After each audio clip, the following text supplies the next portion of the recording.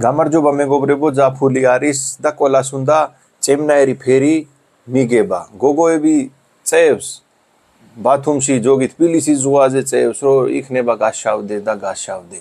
მაგრამ ჯოგი გაშავდება, ჯოგი დაიწვება, ჯოგი ზუგიდან მოდის სხვადასხვა კანის დავადებებით, იმიტომ არ იცის რა დროს უნდა მიიგო, რომ გაშავდე კიდეც და მზისგან მიგებული სხევილებისგან D ვიტამინის რაოდენობაც მიიგო, რომ იმუნიტეტიც გააძლიეროთ.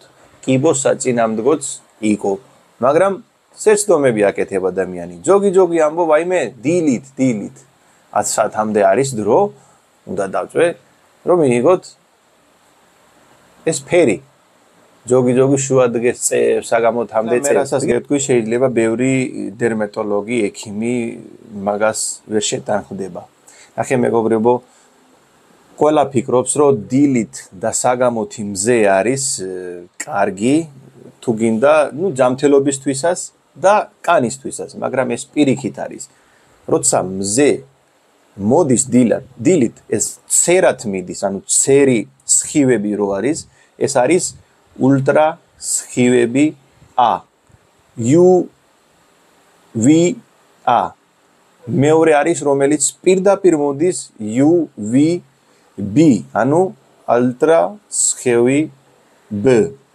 ეხლა დილით რომელიც სხივები არის A, რომელიც არის ეს იმ სხივებმა შეიძლება ჩვენი DNA გააპუჩო,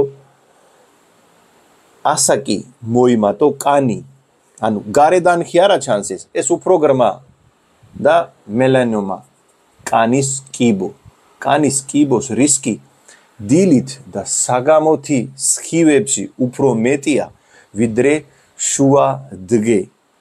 დიახ მეგობრებო, დაახლოებით შუადღე, ანუ 10-ის მერე და 4-მდე არის ყველაზე საუკეთესო დრო, თუ გინდა თქვენ ჯანმრთელობისთვის მიიგოთ ეს სხივები.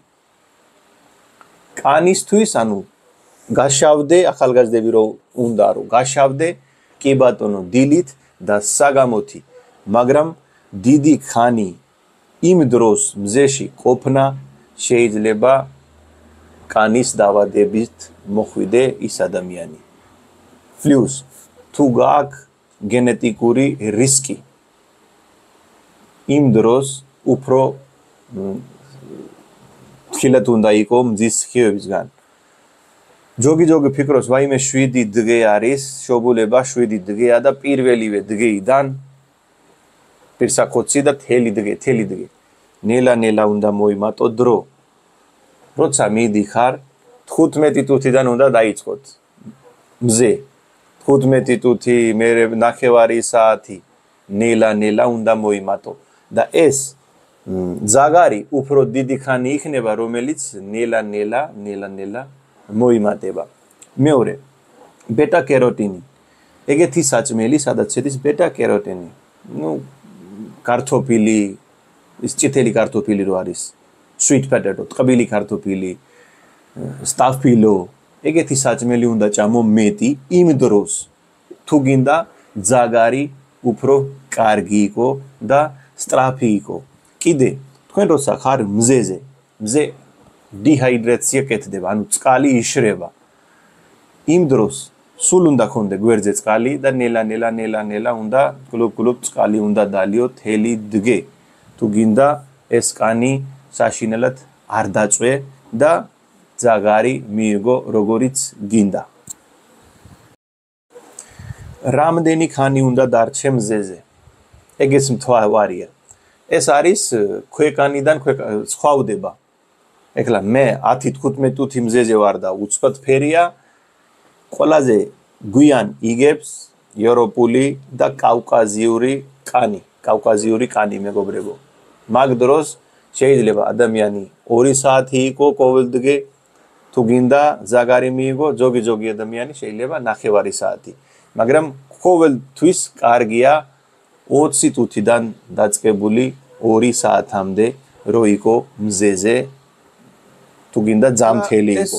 მზის სხივები რატოა საჭირო? საჭირო კი არ არის, ეს მთავარია მეგობრებო, იმიტომ ჩვენი იმუნური სისტემა დგა D ვიტამინზე. ყოველთვის ნახავს ჯამთარში არის ეს ყველანაირი ვირუსი, ადამიანი სუდად გახდება ჯამთარში, ძაფულში, კელის ტკივილები, ყურის ტკივილები, გაჭითლებული ყელი, ნაკლებად არის ეს ვირუსები და ყველაფერი.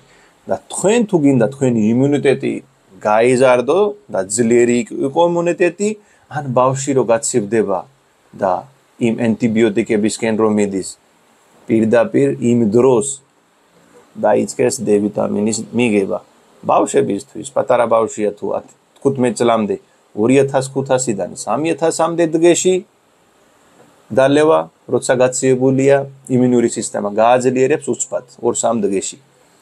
დიდი ადამიანი როცა არის 5000-დან 10000 ყოველ დღე დაიწყეს მიღება, სანამ ცუდად ხარ. იმუნიტეტი გაძლიერდება.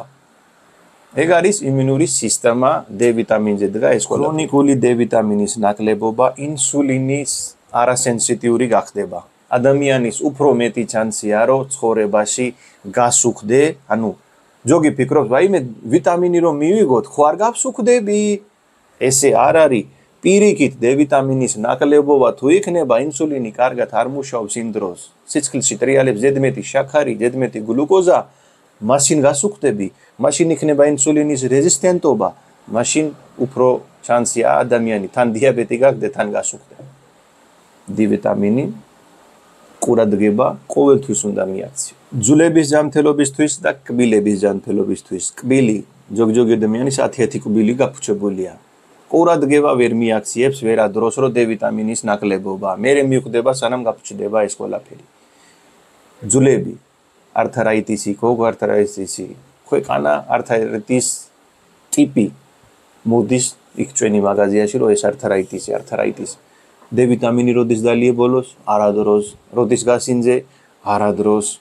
მაშინ რა ეს პრობლემა ვის უნდა ხონდე? მე ყოველთვის ყურადღებად იქავი. ეხლა მზე უფასოა, იყავი მზეში. იარე ეს უფასოა D ვიტამინი, მიიგეთ. ბოლოს კიბოს უჯრედების საწინააღმდეგოა D ვიტამინი. ჩვენ ყოველდღე 1 საათი რო დაჯდეთ იტველა მზეზე 10000 D ვიტამინი მივიგებთ. მაგრამ არავინ სოფლიოში არავინ არ აძის მზეზე 1 საათი და ადამიანი რომელიც ეუბნება რომ არ შეიძლება D ვიტამინი ტოქსიკურია, ზედმეტი დოზა არ შეიძლება, ეგრე არ არის მეგობრებო.